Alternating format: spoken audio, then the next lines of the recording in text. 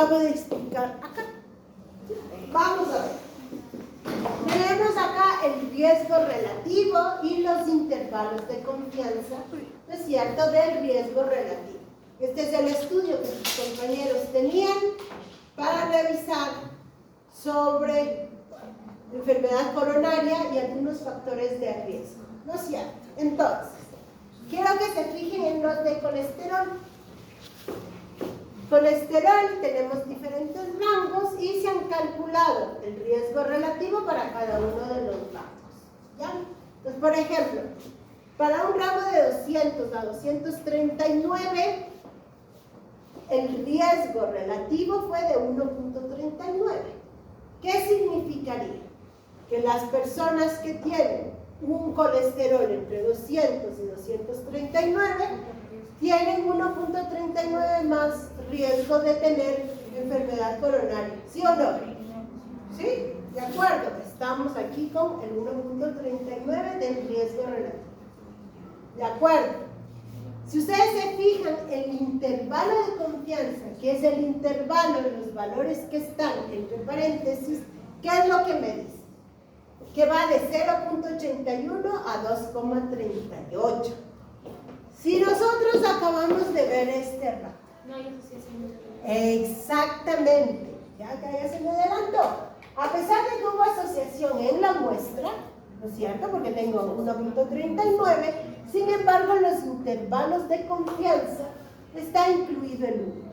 Y cuando yo tengo valores en un rango en el cual está incluido el 1, ¿qué significa?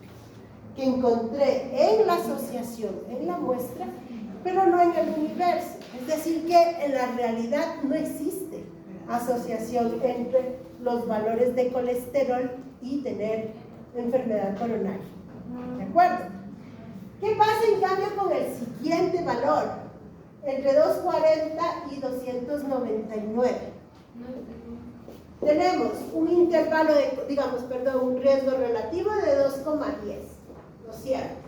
Con el rango, con un riesgo relativo de 2,10, podemos decir que sí hay asociación, ¿sí o no? ¿En dónde? En la muestra. Y si nos fijamos en los intervalos de confianza, entre 1.26 y 3,54, ¿qué diríamos por lo tanto? Lo cierto que tanto en la muestra como en el universo tener valores de colesterol entre 240 y 299 es un factor de riesgo, ¿no es cierto? Es decir, que no se debe al azar, que es real la asociación tanto en el universo, en la muestra como en el universo. ¿Estamos de acuerdo? Está claro, ahí simplemente estoy interpretando lo que nos da, lo que les decía en el... Lo vamos a ver un poquito más corto. Ok. Que me está dando a mí los riesgos relativos y los intervalos de confianza. Siempre en los artículos me van a dar los dos. ¿Por qué me van a dar los dos? Porque que nos interesa en epidemiología es hacer inferencias, es decir, sacar conclusiones en el universo. Por eso siempre vamos a tener intervalos de confianza. Pasa que como ya sabemos que no podemos trabajar con toda la población, nos vamos a ver obligados a trabajar con muestras. Pero en epidemiología lo que interesa es sacar las conclusiones en la población total, es decir, en el universo. Por eso se aplican todas las pruebas, tanto de estimación como de contraste. ¿Estamos? Dime. ¿Cómo? No, la muestra siempre va a ser valor puntual. Es un valor puntual en la muestra. Como en todos los ejercicios que ustedes calcularon, ¿no es cierto? Van a ser los valores obtenidos en la muestra. Si aplicáramos nosotros una prueba de hipótesis o las fórmulas para los intervalos de confianza, ahí sí estaríamos sacando en el universo. ¿De acuerdo? Es lo que ya lo vamos a ver. Preguntas hasta acá. Verán que estamos viendo solo estimación. ¿Correcto? Siempre tiene asociación con la muestra y el universo. ¿Cómo? La prevalencia siempre tiene asociación con el universo. Claro. A diferencia en la prevalencia y en la media, lo único que nos dicen son los valores esperados en el universo. Es decir, si hablamos de diabetes, de hipertensión, de colesterol, me va a dar un rango en los cuales estarían, ¿no es cierto?, los valores en el universo. Un valor esperado. ¿Con qué nivel de confianza? Es decir, con un nivel de acierto del 95%. ¿Ya? Margen de error del 5%.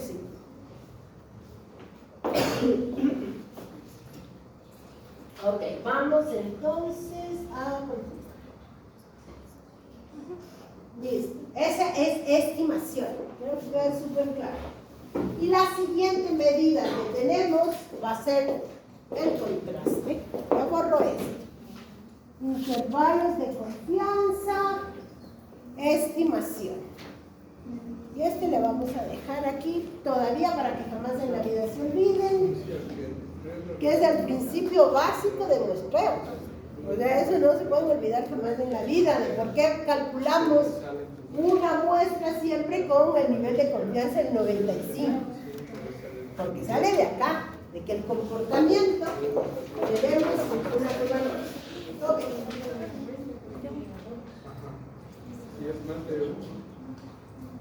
Ahora bien, el contraste. Pasamos al contraste. Ya hemos visto la buena estimación, ahora el contraste lo vamos a utilizar, digamos, para aplicar un contraste. Lo que tenemos que hacer es aplicar una prueba de hipótesis. Una prueba de hipótesis. Tenemos diferentes pruebas de hipótesis. La más común, la que vamos a ver en los artículos, etcétera, siempre va a ser, no siempre, es la prueba de chi cuadrado. Es una prueba de hipótesis, pero no significa que sea la única. ¿Por qué utilizamos la prueba de hipótesis, la chi cuadrado? Es porque trabajamos generalmente con variables cualitativas dicotómicas. Es decir, enfermedad sí o no, factor de riesgo sí o no. Pero si nosotros tuviéramos otro tipo de variables que no sean cualitativas, no utilizaríamos el chi cuadrado. ¿De acuerdo? Para eso hay otra serie de pruebas. Tenemos la prueba T, la T de Student, tenemos el análisis de varianza, tenemos la U de Mann-Whitney, tenemos una serie de pruebas de hipótesis. ¿Cuál es la más común? Es la prueba de chi cuadrado. ¿Por qué? Porque generalmente vamos a tener, o se trabaja con dos variables cualitativas dicotómicas. Es decir, de sí o no. Bueno, si yo, por ejemplo, tomo la presión, o vamos con lo mismo con la glicemia. Si les tomo a todos la glicemia, yo puedo clasificar en diabéticos y no diabéticos, ¿no es cierto? Entonces, una variable cuantitativa la estoy transformando a una variable cualitativa, de sí o no. Si yo les tomo la presión arterial, ¿no es cierto? ¿Qué voy a hacer con esa presión arterial? La puedo clasificar en hipertensos o no hipertensos. Una variable cuantitativa la estoy transformando a una variable cualitativa. Por eso es que generalmente utilizamos la prueba de chi cuadrado. Porque la prueba de chi cuadrado nos trabajamos cuando tenemos dos variables cualitativas, nominales, ¿sí? Es decir, dicotómicas como sí o no. Si hablamos nosotros de riesgo, estamos hablando en la anterior del acto de fumar, variable independiente, el fumar, variable dependiente, cáncer. Por eso es que yo utilizo de nuevo como prueba, la prueba de hipótesis que se utiliza más comúnmente es la prueba de chi cuadrado. Les digo, no es la única, hay una serie de pruebas. ¿Ya? Ok, cuando nosotros hablamos de esto, luego volvemos a mi tablita. ¿No es cierto? Tengo una población. Y luego extraemos una muestra, miden la muestra y puedo sacar conclusiones en la población a través de la estimación o contraste. Está claro que la estimación eran los puntos, intervalos de confianza, y el contraste va a ser las pruebas de hipótesis. Pruebas de hipótesis como la prueba de chi cuadrado. ¿De acuerdo? Ahora sí. En estadística, en estadística vamos a tener dos pruebas. Dos hipótesis, la nula o la alternativa. Recuerden, hipótesis nula, hipótesis alternativa. La que se contrasta, por eso se denomina contraste el contraste de hipótesis se realiza en relación a la hipótesis nula. Eso no debemos nunca olvidar. La que se está comprobando con los métodos estadísticos es la hipótesis nula. ¿De acuerdo? ¿Qué es la hipótesis nula, por lo tanto? La hipótesis nula siempre se va a referir a que tienen igual riesgo las personas expuestas que las personas no expuestas. ¿No es cierto? Como acá dicen, las personas que fuman tienen igual riesgo que las que no fuman para desarrollar cáncer de pulmón. Recuerden, variable independiente y variable dependiente. Aquí quiere decir que no hay diferencias entre expuestos y no expuestos. Hipótesis nula. La hipótesis nula es igualdad. Y la hipótesis alternativa, en cambio, nos vamos a referir a diferencia. Es decir, que las personas que fuman tienen diferente riesgo que las que no fuman para desarrollar cáncer de pulmón. ¿De acuerdo? Esas son las dos hipótesis. De nuevo, la hipótesis que se va a probar va a ser la hipótesis. Para que recuerden de nuevo, esto me va a mí a permitir comprobar o contrastar la hipótesis para obtener resultados en la población. Es decir, yo ya obtuve de nuevo en la muestra. Vamos a suponer con el riesgo relativo entre anticoagulantes. No uso de anticoagulantes era de nuevo de 2.57. Esto de nuevo es en la muestra. El contraste de hipótesis nos permite saber si es que eso, lo que nosotros encontramos en la muestra, sucede también en el universo. Es decir, es igual como en el intervalo de confianza. El intervalo de confianza era una medida de inferencia estadística para sacar conclusiones en la muestra, en el universo. Lo mismo que en la prueba de hipótesis del chi cuadrado, nos permite saber de nuevo los resultados en la población. Es decir, de nuevo, ¿qué encontré yo en la muestra y qué me interesa a mí saber? Si es que mis resultados o comprobar la hipótesis que estoy planteando en el universo de donde proviene esa muestra. ¿De acuerdo? Siempre vamos a tener. Es decir, ¿qué es lo que en este caso me interesa saber? Yo ya encontré que los anticoagulantes en realidad es un factor de riesgo para el infarto. Ahora necesito comprobar la hipótesis. ¿Qué hipótesis necesito comprobar?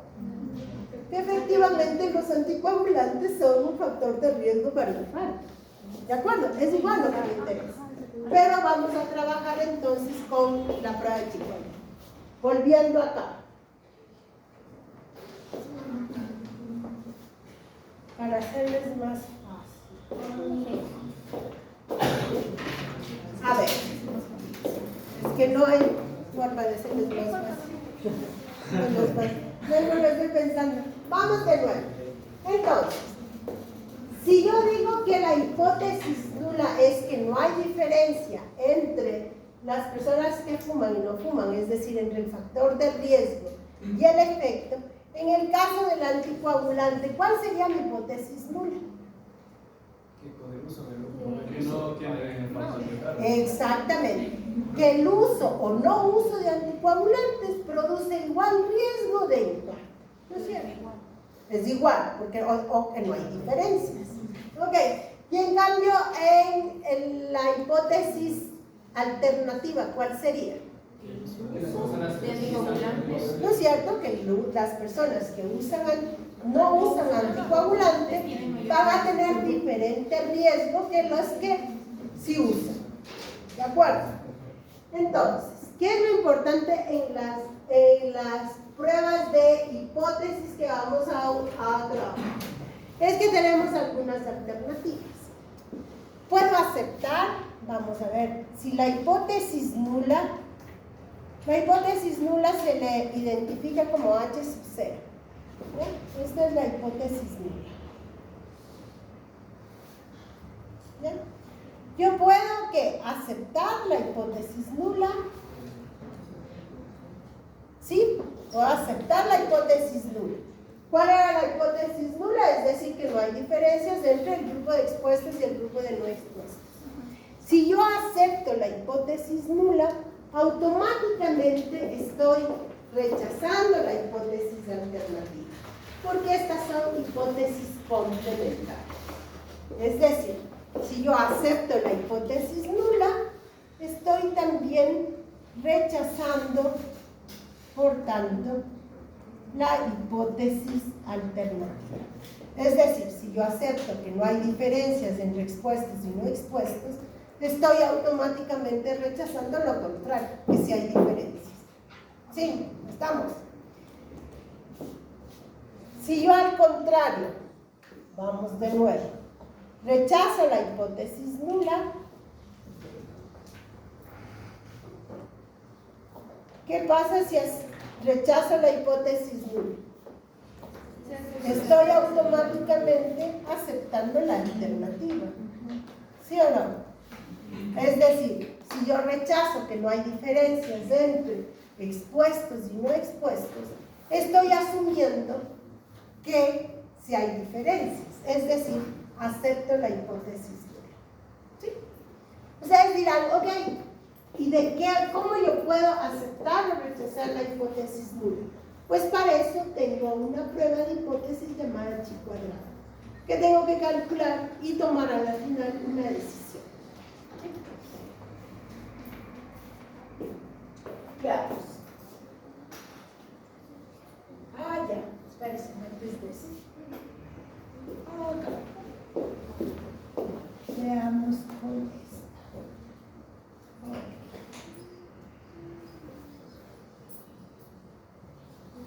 Ya, de acuerdo, es que aquí viene la parte de nuevo de dónde partimos con el nivel de confianza. Ok. A ver, chicos, yo puedo aceptar la hipótesis nula o rechazarla, ¿no es cierto? Aceptar o rechazar la hipótesis nula. Y por tanto, aceptar o rechazar la hipótesis alternativa. ¿Sí? Pero ¿qué necesito yo para poder aceptar o rechazar? Necesito tener un nivel de certeza para poder aceptar o rechazar. ¿Con qué nivel de certeza?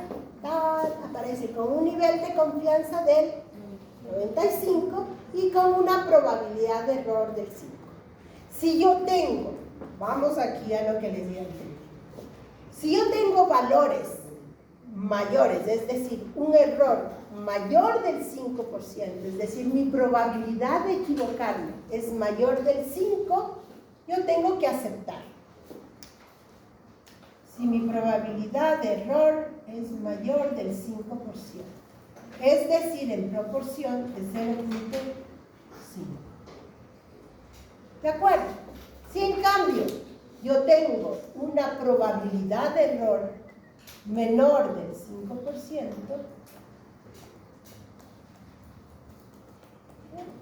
es decir, menor del 0.05, ¿qué tengo que hacer? Rechazar la hipótesis nula y aceptar la alternativa. ¿Estamos? ¿Cómo yo de nuevo? ¿Cómo yo puedo saber eso? Ya vamos a ver. Lo vamos a aplicar con la prueba de chi cuadrado, pero lo importante es entender que yo acepto la hipótesis nula si tengo una probabilidad de error mayor del 5. ¿Ya? Y rechazo, en cambio, si mi probabilidad de error es menor del 5.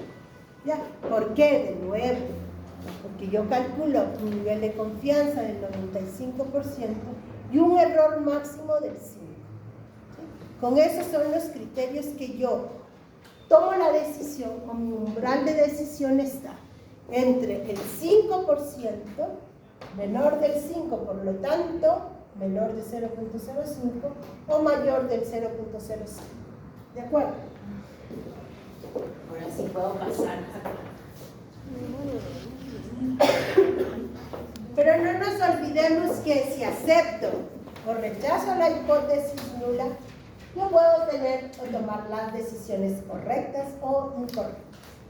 Si yo acepto la hipótesis nula, cuando en realidad es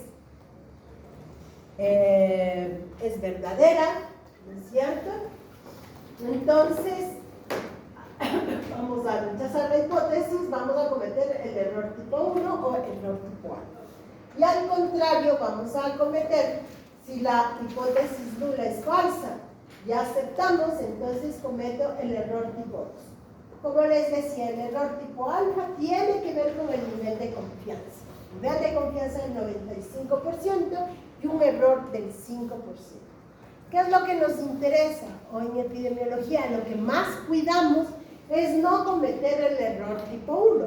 ¿Por qué? Porque aquí es donde podemos aceptar la hipótesis nula cuando esta en realidad es falsa, ¿no es cierto? Y por lo tanto estaríamos rechazando nuestra hipótesis.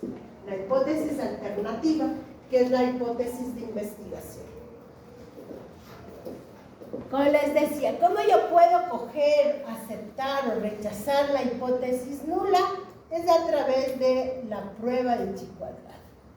Es decir, necesitamos calcular una prueba de hipótesis, que es la chi cuadrado, para poder tomar la decisión de aceptar o de rechazar la hipótesis. ¿Cómo calculo la hipótesis? Ahora sí, ¿cómo calculo? Es decir, la prueba de chi cuadrado, el sumatorio de observados menos esperados al cuadrado sobre esperados. ¿Cuáles son los observados?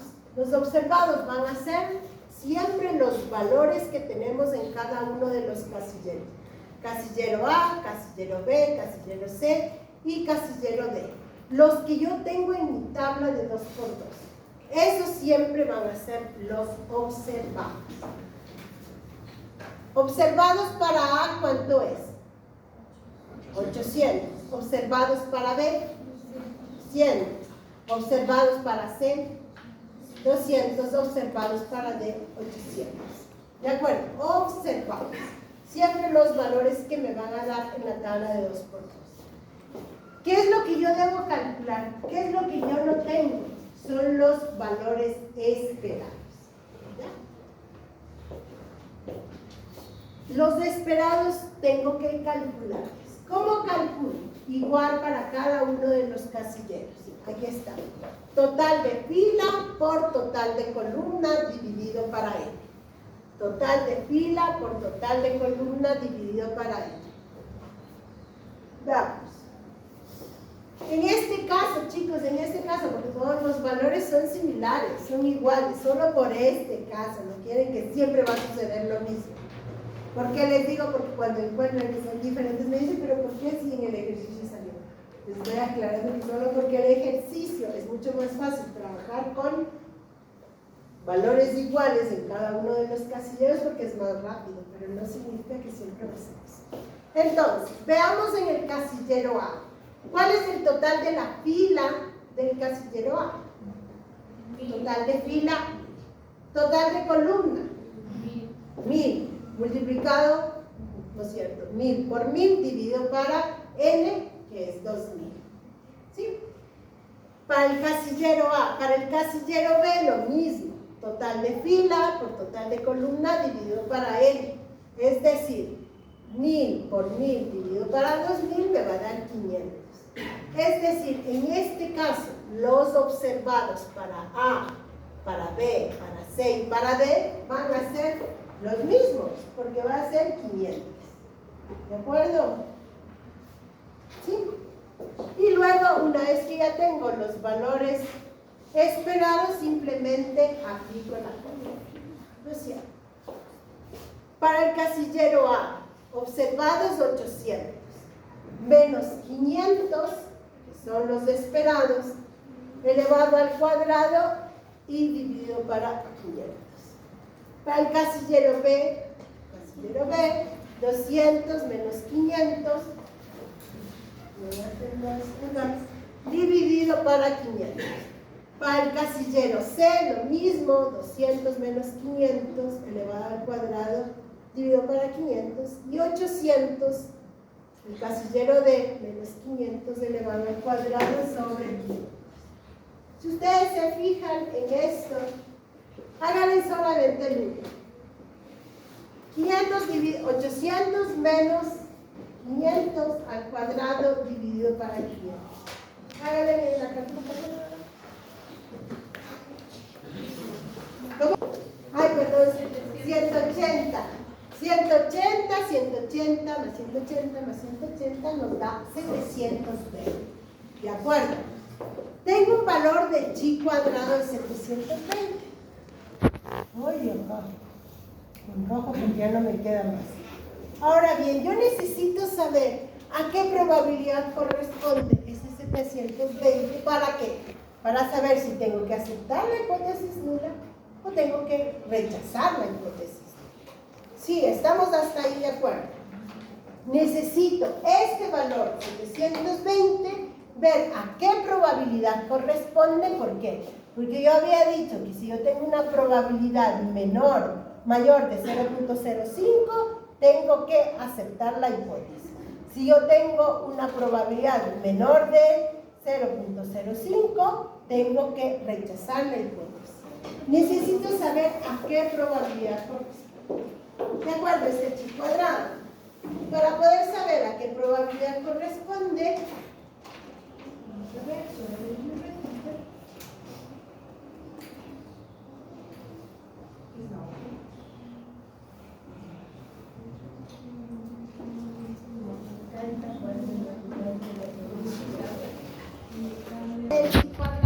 la tabla de distribución donde me van a dar los valores, ¿no es cierto? Los valores de chi cuadrado.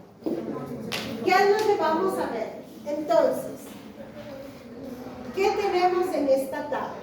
Por una parte, en las columnas tenemos los valores, las probabilidades, es decir, que va de 0.1, 0.001 hasta el máximo que va a darnos en probabilidades 0,99999.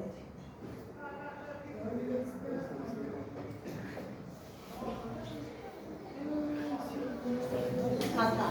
¿Okay? Si se fijan, entonces, primero, en las columnas vamos a tener las probabilidades y las probabilidades van de 0, en este caso 0,1 hasta 0,0999. Si fuéramos más pequeños hasta el infinito. ¿Por qué? Porque recuerden, la curva normal es una curva que no se llegan a sumar nunca, no se llegan a juntar el eje de las abscisas. Pero bueno, siempre igual las probabilidades vamos a tener, de tanto cero aquí podríamos tener 0,0000000, acá 0,99999 hasta el infinito, porque así son las probabilidades. Pero bueno, en las columnas, ¿sí se fijan? La tabla nos da solamente hasta 0.999 y lo máximo, recuerden, ¿desde qué valores? Desde 0,001, pero la realidad es infinita. Acá tenemos un valor de infinito. Porque por más pequeño siempre vamos a tener un error. Recuerden lo que habíamos visto cuando vimos muestreo. De ahí que podemos minimizar el error, pero no significa que no tengamos error. ¿Es cierto? Entonces, por eso es que este es infinito. 0.000000001. No importa, porque siempre vamos a tener error, porque siempre estamos trabajando en muestra. Recuerden eso. ¿Ya? Ok, pero a lo que iba. que la tabla de chi cuadrado nos da un valor entre 0.001 y 0.999. Ya, no importa que haya más, la tabla nos da esa probabilidad, no más. Ok, y por otro lado tenemos las filas, fila 1, 2, 3, 4, 5.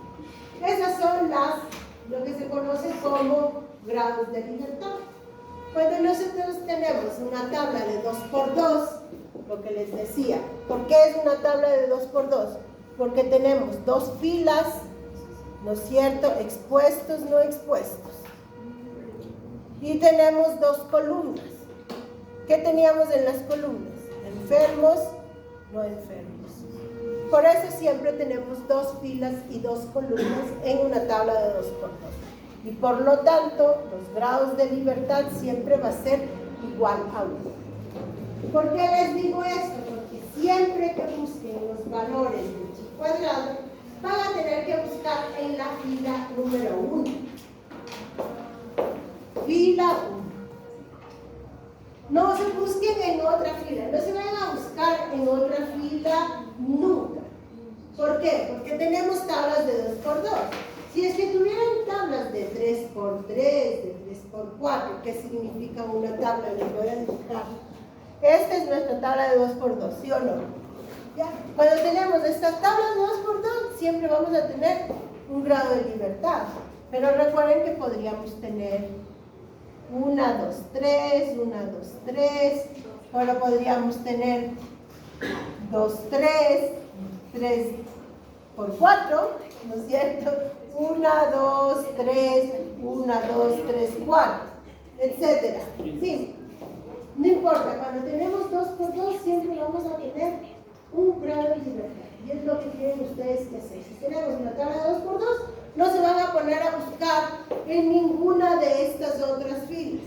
Solamente van a fijarse en la fila 1. ¿Ya? Ok, ahora bien. Si yo tengo un valor de chi cuadrado de 720 y sé que tengo que buscar solo en la fila 1, que tengo un grado de libertad, quiero que me digan dónde está el 720, porque recuerden que ¿para qué estamos buscando? Para poder, necesitamos saber cuál es mi probabilidad, ¿no es cierto?, de error. Entonces necesito saber ¿dónde está mi 720? Que salió como prueba el valor de chi cuadrado. ¿Ya? Búsquenle por favor el 720 ¿dónde está?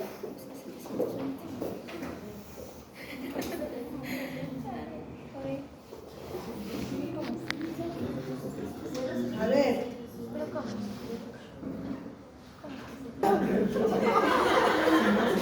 Me salió del alma.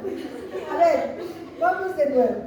Si acá tienen ustedes un valor, si les digo que busquen en la fila 1, el valor máximo que tenemos de chi cuadrado es 10,8274. Es el valor máximo, ¿ya? Y el valor, de nuevo, que corresponde a una probabilidad de 0.001. El 720, ¿dónde debería estar? Si es que tuviéramos una tabla mucho más grande, deberíamos tener acá 0.0001, luego 0.0001, 0.00 y más hasta llegar al 720. No es cierto, pero como no tenemos solamente hasta 1082, ¿qué es lo que asumimos? Solamente ponemos que nuestro valor de chi cuadrado corresponde a una probabilidad menor de 0.001. ¿De acuerdo? Cuando no tenemos en la tabla, porque siempre que tengamos un valor mayor de 10,82, mi valor va a ser, mi probabilidad de error va a ser menor de 0.00. ¿De acuerdo? ¿Estamos? No, ¿qué pasó? Les vuelvo a explicar. La tabla de chi cuadrado de la distribución me va a dar máximo un valor de chi cuadrado de 10.82. ¿No es cierto? Pero no significa que yo pueda, como en este caso, tener valores de chi cuadrado mayores de 1082, como en este caso calculado y salió 720.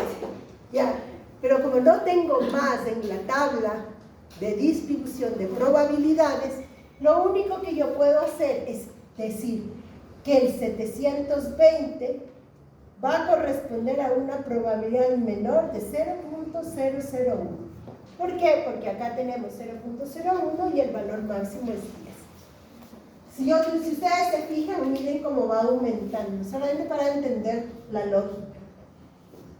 Acá tenemos 0.05 y tenemos un valor de chi cuadrado que corresponde a 3.84. ¿De acuerdo? Si ustedes se fijan, acá es 0.025 y ha aumentado el chi a 5. Luego acá tengo de 0.01 y acá el chi cuadrado es de 6, 0.005 es de 7, 0.0025 es de 9, 0.001 es de 10. Eso significa que para acá, ¿no es cierto?, tendríamos valores de 11, de 12, de 13, hasta, en este caso, llegar al 720. Pero la tabla solamente nos da hasta ese valor. Por lo tanto, yo lo único que puedo decir es que el 720 va a tener una probabilidad menor de 0.001. ¿De acuerdo? ¿Ah? ¿Una probabilidad de error? No, o sea, una probabilidad de error, no, de acá tenemos la probabilidad de error. Solamente hablamos de probabilidades. ¿Ya? Los errores vamos a ver acá, no acá, porque el chi cuadrado solamente me verá a qué probabilidad corresponde ese valor de chi cuadrado. ¿Entre qué probabilidades? Entre 0 y 0.99. ¿No es cierto? Luego lo de error vamos a ver nosotros cómo lo aplicamos aquí. ¿De acuerdo? Entonces, dime. Entonces, aún no vemos eso de rechazar la nula. Ya ahorita vamos a ver, solamente está en este está. Me quedé ahí. Ok. Ya, si yo ya sé que mi probabilidad es de 0.001. Ok, ahora sí puedo yo aplicar y saber si es que tengo que aceptar o rechazar la hipótesis. Si yo tengo una probabilidad de menor de 0.0001, ¿no es cierto? ¿Qué tengo que hacer? ¿Aceptar o rechazar la hipótesis? Rechazar. ¿No es cierto? Rechazo, porque yo había dicho que si yo tengo una probabilidad justamente menor del 0.5%, es decir, menor de 0.005, ¿no es cierto? Yo puedo rechazar la hipótesis. Ahí sí entra lo del error que ustedes decían. Claro, mi probabilidad de error es tan pequeña que es de cuánto, de menor de 0.0001, ¿no es cierto? Que tengo que aceptar que en realidad sí hay diferencias entre los expuestos y los no expuestos. Por lo tanto, rechazo la hipótesis nula y acepto la hipótesis alternativa. Ok, eso funciona con los números de acá, pero por ejemplo si tuviéramos 0.5. Ya, ajá, oh, qué buena pregunta. Muy bien, si es que yo tengo un chi cuadrado, voy a poner no de 720. Vamos a suponer que tengo un valor de chi cuadrado de 1.25. ¿A qué probabilidad corresponde? Busca. A ver, más o menos entre 0.25 y 0.3. Correcto, más o menos, correcto. 1.25 va a estar entre 0.25 y 0. Ya no cambió. 0.2, ya les disminuye nada más el tamaño. Ya. Entre 0.25 y 0.3. Ya. Entre 0.2 y 0.25. Por ahí está. Entre 0.25 y 0.2. ¿No es cierto? Si yo tengo una probabilidad de 0.2 y 0.25, ¿Por qué 0.2? ¿a qué corresponde? ¿Tengo que aceptar o rechazar la hipótesis? Rechazar la hipótesis nula y Pero hay que tener una condición si fuera menor. No, si yo tengo 0.2 y 0.25, estoy trabajando con un 20%. 20% y un 25%. Entonces, mi probabilidad de error es tan grande que ¿qué es lo que yo tengo que decir? Aceptar la hipótesis nula, porque mi probabilidad de error es más del 5%, y rechazar la hipótesis alternativa. Es decir, estoy aceptando de que no hay diferencias entre respuestas y respuestas. Claro, cuando hablamos acá de probabilidades, estamos hablando, recuerden que va probabilidad entre 0 y 1, que corresponde en epidemiología, que corresponde a 0 por 100%. Tiene que haber solo una respuesta, no se pueden aceptar las dos hipótesis. Nunca, nunca. Porque para eso justamente hacemos la prueba de Es la hipótesis. discriminación. Para poder rechazar o aceptar la hipótesis. Nunca va a estar igual. Si es que en algún caso me sale exactamente 5.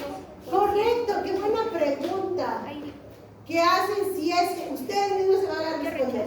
Si una me sale a mí exactamente 3.84, 85 creo que es, ¿no? 84.15, perdón. Ya. ¿A qué probabilidad corresponde eso? A 0.05.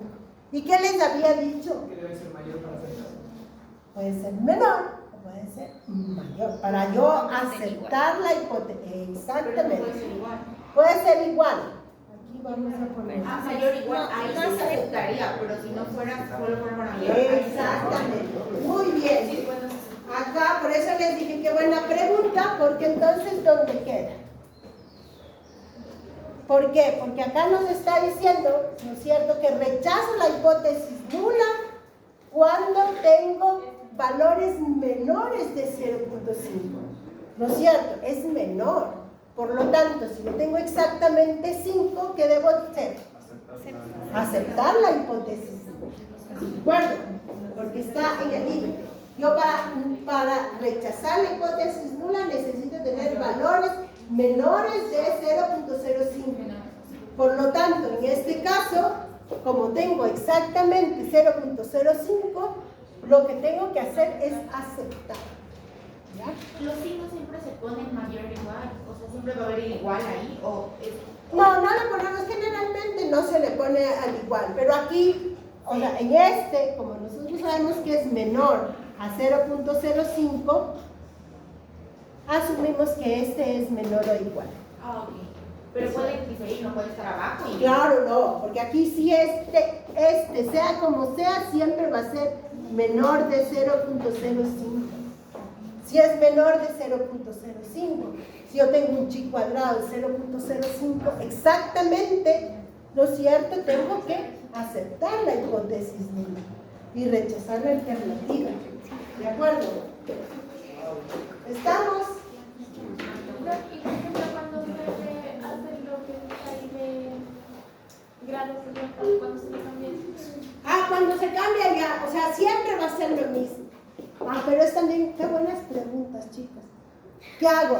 No importa con qué valor de grados de libertad estoy trabajando, porque aquí siempre nos vamos a referir a las probabilidades. Así que toda la vida, de nuevo, el umbral de decisión es 0.05. Si yo tengo valores menores de 0.05, rechazo hipótesis nula y acepto alternativa. Si tengo valores mayores de 0.05, siempre voy a aceptar la hipótesis nula y rechazar la alternativa. Ahí no tenemos nada, porque no tiene que ver con los grados de libertad.